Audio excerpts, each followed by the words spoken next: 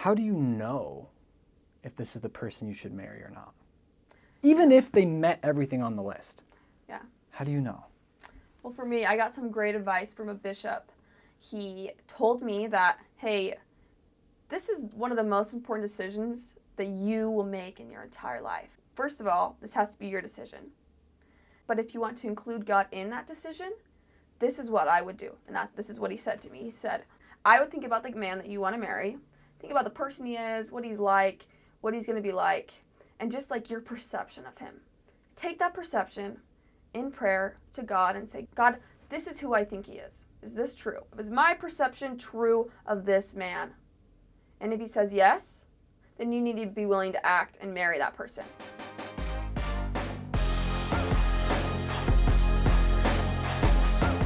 Hey Ben, you sure you want our viewers to know that I was the one that asked you out the first time? Oh my gosh. You sure? It was me. I asked you out the first time. Okay, whatever. Oh my gosh.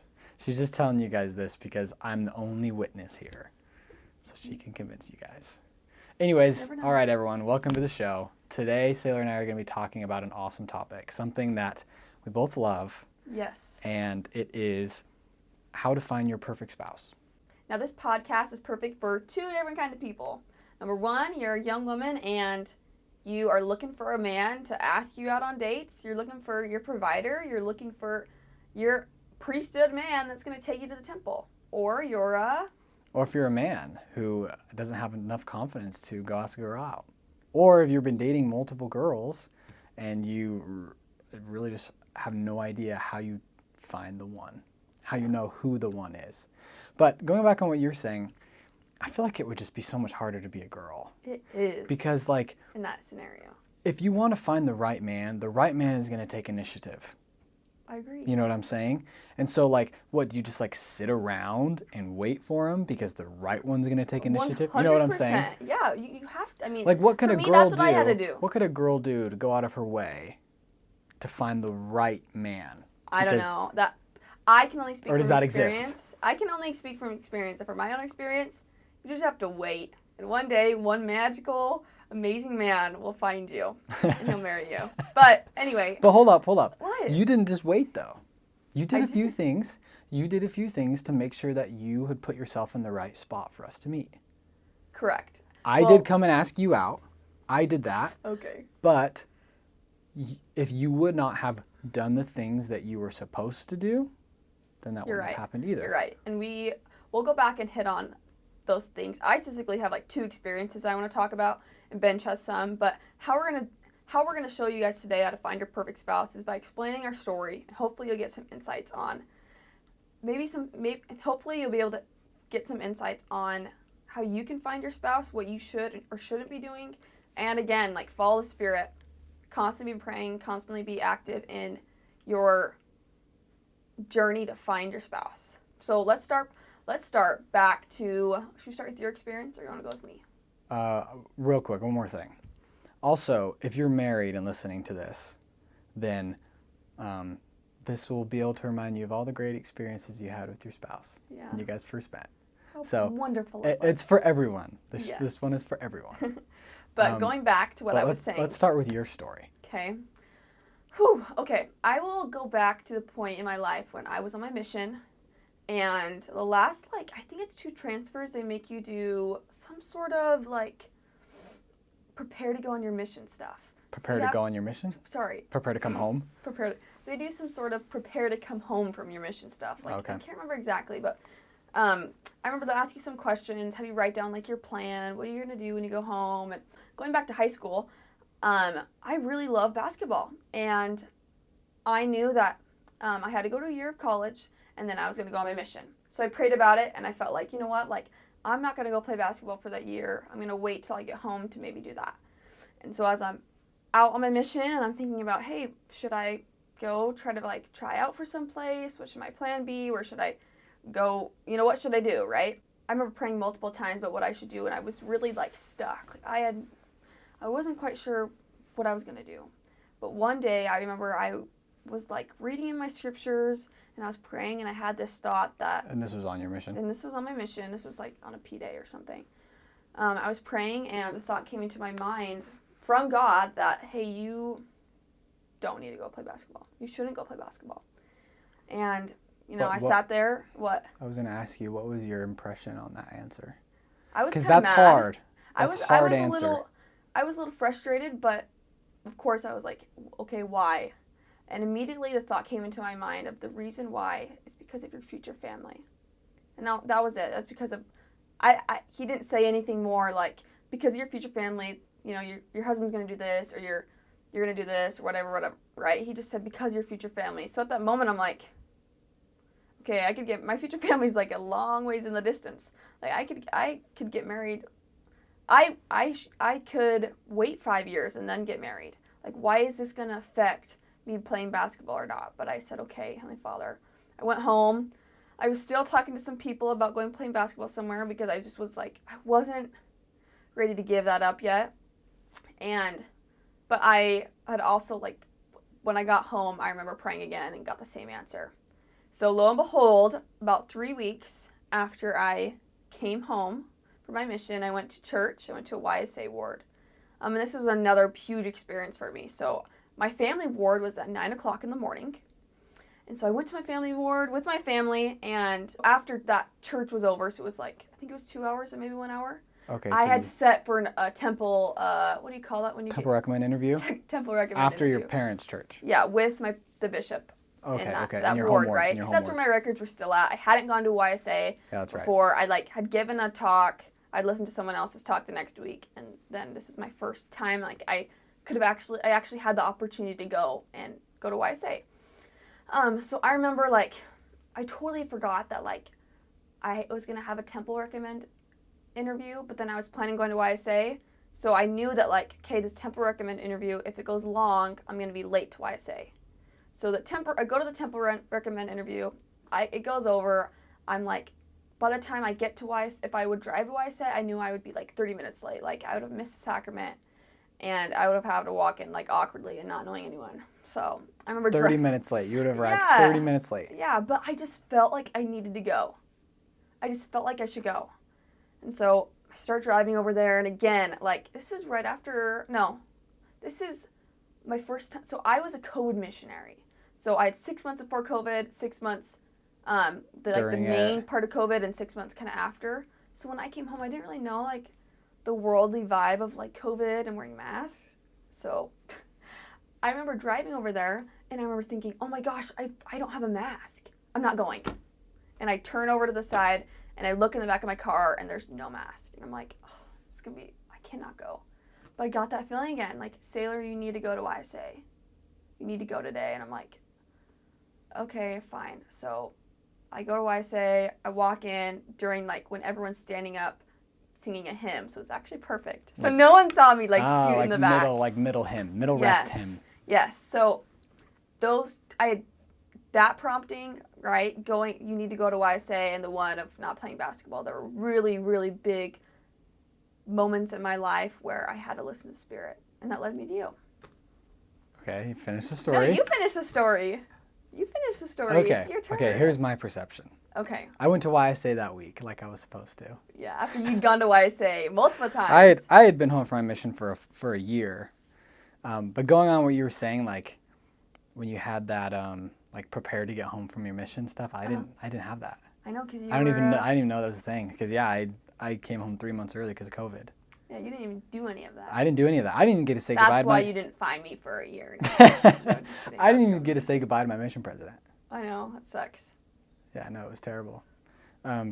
Anyways, so I show up to YSA that week. I'm sitting by one of my friends.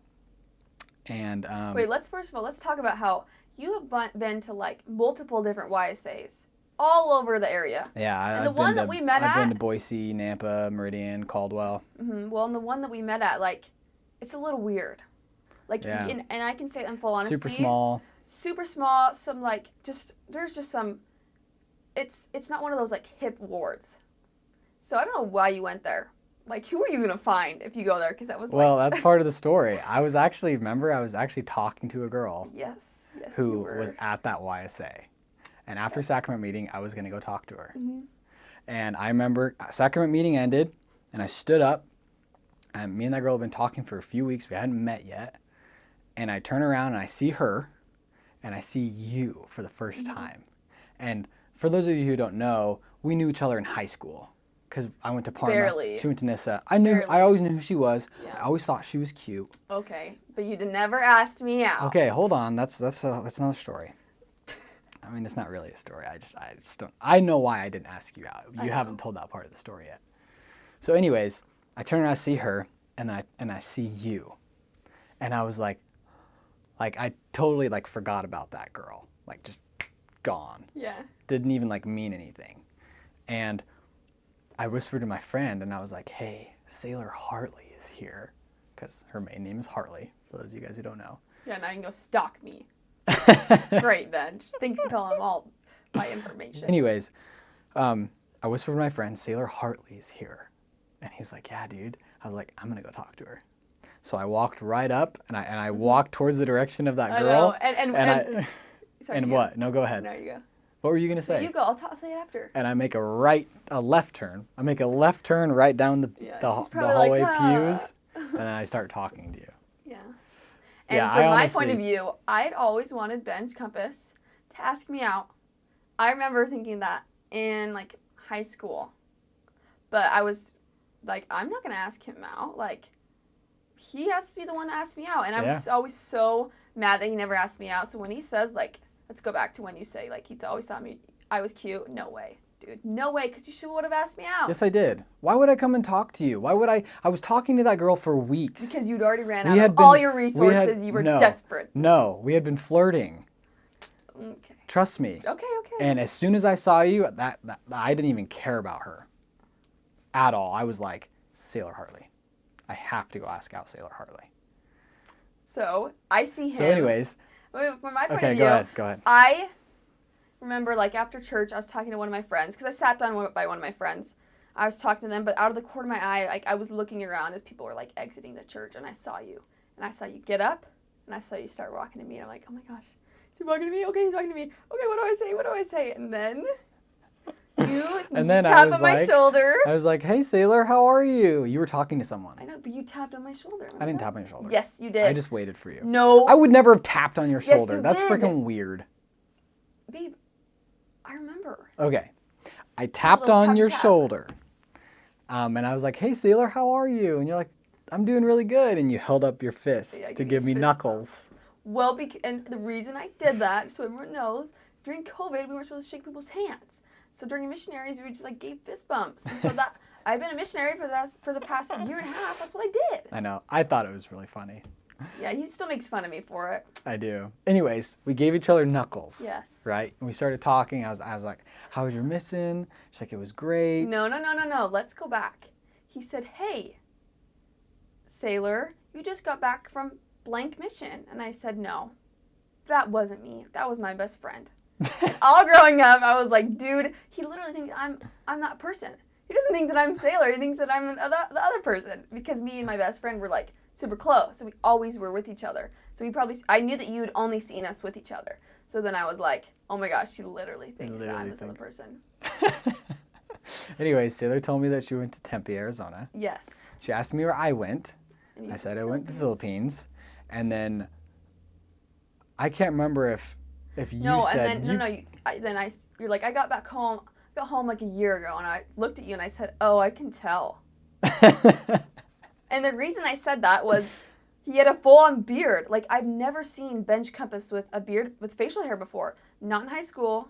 Like, and so I'm like, oh yeah, I can tell, because you can't have beards on your mission. Yeah, and I was like, wait, what? She can tell?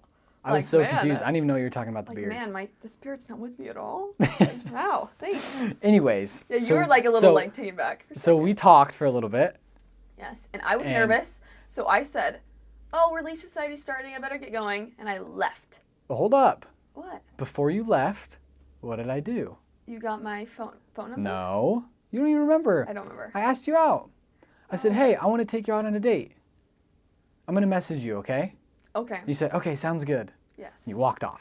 I walked off. That Sunday, we had a linger longer. Yes. And I was pumped. I was like, frick yeah, we're going to be able to sit down, eat, talk. This is going to be great. Get to know each other before we go. Set up the date, schedule it, get her phone number. It's going to be perfect. I know. And luckily for me. Luckily.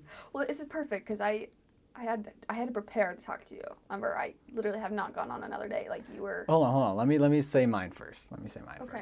I walk in the Linger Longer and I'm standing in line, and I just wait the whole time in line. And I go and sit down and I eat. I don't see you anywhere. I know. And so luckily for me, because I do not do well with like You didn't show up to Linger Longer. these situations, and I don't like Linger Longer. Food's always gross. So I had another meeting with like the YSA Stake had asked me to go because I was a recent missionary. They wanted some people to work on some social media stuff that we'd worked on our mission.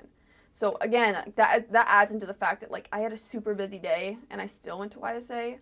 Like I literally had to leave right after YSA to drive like 45 minutes somewhere. So I had a meeting. So anyway, I missed the meeting. You were there. You were YSA for 30 minutes total. No, and then you left. I was an hour and 30 minutes. Oh yeah, that's right. Right yeah, after that's right. YSA ended, You went to then I Relief left. Society. So from that story, I don't want to go like tell it our whole entire like engagement, married process, but from that story, I want everyone to know that I had multiple times leading up to meeting Benj where I had to follow Spirit in order to meet Benj. Because for me, like later on, I was trying to get an internship. I would have left early. I don't even know if I would have gone to YSA again because I had certain things lined up. A lot of my friends were getting home from their missions, and I had all these different things, right? I could have never gone to YSA ever again. But I listened to the Spirit to go. And that was like one chance I had to go to YSA. And who knows, you could have messaged me on Instagram or something, but you might have not, right? Mm-hmm. But I listened to the Spirit, and that helped me to be led to you. And also, like, I had taken the time on my mission to truly serve the Lord with all my heart, and I put everything on there. Like, I wasn't messaging any like boys that I liked. I wasn't messaging. I like barely even talked to my family on my mission. Like, I was very, very dedicated to what I was doing at that time. And not to say like if you message people, you aren't dedicated. But for me, like, I was solely focused on the work. And after I was done, I was like, okay, now it's time for me to go find my spouse. And for me, luckily, like, I found my spouse within 3 weeks. Like, that doesn't happen very much. But I had to listen to the Spirit at those exact times where I wouldn't have found you. Yeah. So going on with what we were saying earlier, for young women right now Mm-hmm. who are dating around trying to find their spouse, the kind of guy you're going to want to marry is the kind of guy that should reach out to you. Yeah. Right? And the best way you can prepare for that is to listen to the Spirit and be worthy. And be in the places you should be to meet spouse. Like, meet your spouse. Like, you're not going to, like, if you sit in your room all day, you're not going to find your spouse. I'm sorry. No, you have to go where your spouse is going to be. If you want to Yeah. find an athletic guy, go to the gym. If you want to find a Christian guy, go to church. Yeah. Those are the places that you're going to find your spouse. For me, what I did to prepare to meet Sailor, or my spouse, was when I got home from my mission, I literally just hopped into work. And so I started working for a plumbing company, and I was working 80-hour weeks. Like, I'd get up at 5:30, and I'd leave, and I'd come home at like 10 o'clock. Mm-hmm. And I did that every day, and I loved it. I mean, I wasn't married. I could do it. It was fine. When I would date a girl, I'd get home earlier so we could go on dates, right? Mm-hmm. But one of my really good friends taught me, maybe 6 months home maybe when I was about 6 months home from my mission, was he really taught me how to set goals. Mm-hmm. And he really taught me about the power of Knowing what you want. knowing what you want, and what's that thing and called? Reaching for it. The law of attraction. He taught me Okay. about the law of attraction. That was the first time I had heard of that whatever you think is what you get. And so he helped me and gave me the idea to make a list of everything that I would want in my perfect spouse. And once I had made that list, it was cake.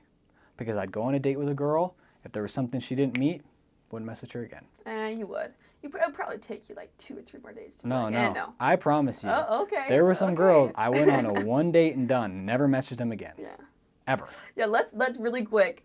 One time Benj asked this girl, because he found this question online, he asked the girl, Oh my gosh. what's your favorite color? What is it called? What's your favorite color of dress you like to wear? If this girl, It's so if the funny. girl I asked that to is listening to this right now, you should message us. I can't even remember her name. Yeah. I do remember though I got pulled over on that way home from that date. Ouch. Yeah, dude. What's her name? No. I can't remember her name. Anyways, yeah, that'd be a big red flag for me. I'm like, dude, this guy's freaking weird. And we never talked again. She probably thought the same thing about me. She was probably like, this dude's freaking weird. Worked out, right? Yeah. But yeah, so once I had that list, it was like a list of qualifications, right? It's like if you want something specific and you made a list of everything that you want, if you're searching around for the thing, if something you find doesn't have that thing, you don't even entertain it. I was dating to marry. I wasn't dating for fun. If you are dating for fun, then you are wasting your time, because you should be dating to find the person you want to marry. Now, I'm not saying like you should be a jerk to people, but like if you're with someone, dating someone, starting to get to know them, and any red flags come up that are big red flags, you are wasting your time continuing a relationship with them. Yeah. Now, don't just say, hey, get out of my life. Let them know. Say, hey, this is what's up. There's this, and this, and this doesn't fit my list. Because one thing you could do is you could help them to be like, oh, well, that's really cool that you have a list. That's great. You know what? I'm going to go make my own list and find a guy who meets my list. Yeah. Right? And you guys both benefit. Yeah. So once you have that list, then you know what you want. And within 2 weeks of dating you met everything on that list. Except for one thing that I don't even need to include this anymore, because at the time it was a big thing for me, but now it's not. Yeah, because you were eating fast food all day long. Yeah. You're like, I need some home-cooked meals. I wanted someone I need a home-cooked woman. I wanted someone who's good at cooking. I had that written down on my list, and the reason why I wrote that down wasn't necessarily because I was eating out all the time. It was because my mom was a great cook growing up, and so I grew up with home-cooked food every single night of my life, and I wanted that again. But the reason... I'm glad that But hold on, let me continue. Okay. I've come to realize that the reason why I don't care about that anymore is because I think my wife's time is very important, and I don't want her to spend 20% of her life cooking. If I don't want to. I don't like cooking. I hate cooking. Yeah, she hates it. And I that's love okay. Eating, we'll I don't hire cook. We'll hire a cook, and I'm fine with that. Like for sure. So once I started making more money and figured that out, which that honestly didn't happen until we got married though. Anyways, within 2 weeks of dating you, you hit everything on my list, and I knew I wanted to marry you. Yeah. So tying in everything we're saying, how do you know if this is the person you should marry or not? Even if they met everything on the list. Yeah. How do you know? Well, for me, I got some great advice from a bishop. He told me that, hey, this is one of the most important decisions that you will make in your entire life. Don't let God make that for you. He doesn't want to make that decision for you. He gave you your free agency. He wants you to choose who you are going to be with forever. He's not going to be with that. Like, he's not married to that guy. Yeah, I love that. You are going to be married to him. So you need to, this, first of all, this has to be your decision. But if you want to include God in that decision, this is what I would do. And this is what he said to me. He said, I would think about your spouse. Think about the person he is. I would think about the man that you want to marry. Think about the person he is, what he's like, what he's going to be like, and just like your perception of him. Take that perception in prayer to God and say, God, this is who I think he is. Is this true? Is my perception true of this man? And if he says yes, then you need to be willing to act and marry that person. But if he says no, you should go figure out who he really is. And then go back to God. And for me, that was something that was so life-changing, because I wanted God to tell me what to do. Like, I remember getting my patriarchal blessing and being like, what? It doesn't say the guy's name in there? Like, come on. Like, are you kidding me? Like, please, Heavenly Father. Like, please have it in there. That's I hilarious. need to know. But yeah, when we were dating, I remember that was the thing I had a hard time with. Yeah, because when you were like, I need God to tell me.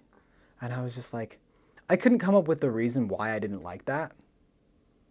If I could have described it how the bishop described it to you, it would have been different. But for me, that just wasn't a thought that came to my mind too. I just was like, I just wanted to marry you so bad, and I knew I wanted to marry you. And you didn't want God to say no. And I didn't want God to say no, because then I'd be like, well, why is God going to tell you no, even if you want it? Because that was the thing. Because, again, he could know something about you that I don't know, that you truly know about yourself. Yes, and that's why it works so perfect with what you were just saying. Yeah. Pray for the power, the gift of discernment of the person that you could possibly marry, discerning if they are who they truly say that they are. Yeah. Now, again, like, this is just our experience, but I hope this experience can help you in determining who you should marry. Again, like, definitely include God in your life. Like, God knows this person better than you do, right? He knows if you guys will be compatible and if this is a good fit. But again, at the end of the day, like, yeah, we all choose different things. Like, God could be like, yeah, it's compatible, but then later down the road, one of us makes a lot of poor decisions and we get divorced, and it's not God's fault. Yeah, it's not, no, you can't blame God for that. And that, I think there's another reason why he doesn't tell you who to marry. You know what I'm saying? Yeah. Like, if he would have said, yes, you need to marry him, Mm-hmm. then if something would happen in the future, you could possibly blame it on God because God told you to do it. Yep. Right? Whereas if you made the decision for yourself, then it's still up to you to nurture those relationships. Yeah. So how did you know that I was the one besides the list? She was hot, lot of it was the and list. she was funny, and her She was daddy's hot. got money. She was hot. She got a nice body. Her daddy's got money. No, I didn't care about your dad having money. It was know, I was mainly just kidding. one. You were hilarious, and I Thank love you. being around. It really was the list for me. Like I am in the belief that I don't believe there's one person for you Yeah, that's me either. destined to be that person in the whole universe. I believe you make your relationships. Yeah. And so I knew that if I found someone who would qualify everything on that list, that I would make it work. Yeah. And as long as I could love them and truly love them, then I would make it work. Yeah, like And- I'm of the same understanding. Like, say for example, like I didn't listen to the Spirit those times, and I never met Benj, right? Like, God's not gonna punish me because I didn't follow the Spirit at that Yeah. time. Like, Yeah. yes, It's not like you'd never get married it's because not like you didn't God would meet never me. bring someone into my life again where we'd be compatible and I'd fall in love with them and they would be everything that I've ever wanted, right? Like, you don't only just get one chance. It's a great thing about the atonement of Jesus Christ is you can mess up so many times, but as long as you repent with a sincere heart, God will always find a way to make that mistake just disappear. Like it never happened. But it's going to be through different means. Like, you're going to miss out. Like, I would have missed out on you. I would have had to marry someone else probably. Yeah. But But again, you wouldn't know the difference. I wouldn't know the difference, so. So it would still be great. Yeah. At the end of the day, what's the most important is that you give your spouse 100%. Once you meet them and when you make them that promise, you give them 100% of everything that you are. And it's because you made that promise to them. And you made that promise to them with God. And so you better keep your promise. Yeah. I challenge you guys to build a list. Yeah, Benj is like so set on this list thing. I built a list. But it's after I met Benj, so like So she built the list. I built like Benj. I'm on Benj's list. No, I really do think you should build a list. And not just for your spouse. You should do that for everyone. Build a list of who you want your best friend to be. Build a list of the kind of people you want to hang out with. Build a list of your future business partner. Well, let me ask you a question. Do you think there ever comes a point in that scenario when you list too many things or you expect someone to be too perfect that you never find that person? Because your expectations are so over the top. Well, yes. It also depends on your expectations. For me, just to give you guys an idea of what was on the list, I didn't have eye color, hair color, where they lived, the way they talked. Bra sized. Bra size. I didn't have that. I had the things that were in you, the things you can't see. The only thing that I had in there is something you can see is I said, she's physically attractive to me. That's it. That's all I cared about. If I can look at her and think she's beautiful, then boom, she checks off that one. And physical, nothing else in physical appearance matters. All that matters is who they are and where they're trying to go. If you think they're beautiful, if they are willing to push with your dreams and your visions, and they're willing to hold you accountable, then that right there is already a golden one. Though just those three things, right? If they don't know how to cook, who cares about that, Who right? cares, dude? Hot Pockets are delicious. Dude, the Red Baron pizzas I don't- are delicious. You'll survive. Yes, you could survive on those. But you just need to make a list of the main things that you need, that you meet, and that you want in that person. And you don't need to make it specific. It could be a list of 2 to 3 things. And going back on your question,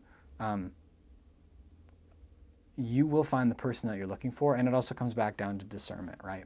If you find 10 people who fit everything in that list, okay, now you gotta make it a little bit more specific. Or just pick one and go for it. Yeah, you could do that too. So Anyway, listen to the Spirit when you're making your list. Think about what you want, and remember that the person that you choose to marry is going to have the single most biggest effect on your life, on your future. They're going to be the mother or father of your children. Your spouse is either going to be the biggest supporter of your dreams or the biggest crusher of your dreams, right? They're either going to be the best husband or wife of your kids or worst husband and wife of your kids, right? So you have to remember that this decision is huge. yeah, it's not something to just take lightly. Don't just do it fast. Like for me, it was 2 weeks. I had dated a bunch of girls before. I hadn't, but I had known all along in my entire life. Like, trust me, guys, I was a person that, like, I didn't date very many people because people just, like, I already had that list ingrained in my mind, and I was not about to date someone. Sailor had her own list. Okay, She let's had go back. a list. We never mentioned this. Okay, go ahead. I had a list, I wrote my mention, of every single guy that I ever knew my entire life. And I said, I will not date these people. Because I had already known, like, I knew who everyone was on that list. And guess what? Somehow, I forgot you. I wasn't on the list. You were on that list. And it was because I didn't ask you out in high school. Yeah, if you did, I probably would have been like, you're done. No bench company. That's why I didn't ask you out. It was part of the plan. Yeah. So, Anyway, guys, again, take a screenshot of that list and cross everything out if you don't want us to see. Post it on your story and tag the Benj and Sailor Show. We really appreciate you guys listening to this, and if you have any comments or if you guys want more advice personalized to you, just DM one of us. yeah, we'd love to talk to you guys. Okay? Anyways, we'll see you next Wednesday. Yeah. Peace out.